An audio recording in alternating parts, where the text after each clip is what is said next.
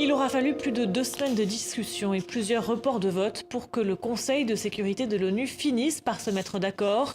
À l'unanimité, il a donc adopté une résolution réclamant sans délai un cessez-le-feu humanitaire d'1 mois en Syrie pour permettre notamment la livraison d'aide et l'évacuation des malades et des blessés les plus graves.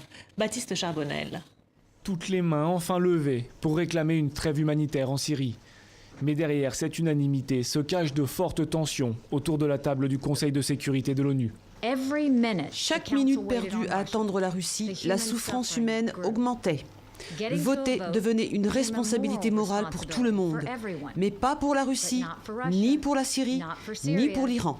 Je dois poser la question, pourquoi ? Je voudrais exprimer ma profonde inquiétude suite aux propos tenus par certains officiels américains qui menacent d'agresser un pays souverain, la République syrienne. Nous demandons l'arrêt de cette rhétorique dangereuse. Peu après l'annonce de cette résolution, de nouveaux raids aériens ont été menés sur une localité de la Ghouta par des avions du régime et de la Russie, selon l'Observatoire syrien des droits de l'homme.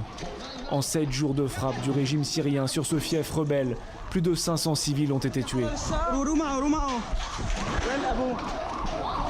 Une campagne dévastatrice lancée le 18 février en prélude à une offensive terrestre pour reprendre ce dernier territoire contrôlé par les rebelles aux portes de Damas. La résolution du Conseil de sécurité exclut du cessez-le-feu les combats contre divers groupes djihadistes, ce qui risque de donner lieu à des interprétations contradictoires, Damas qualifiant de terroristes les rebelles soutenus par l'Occident.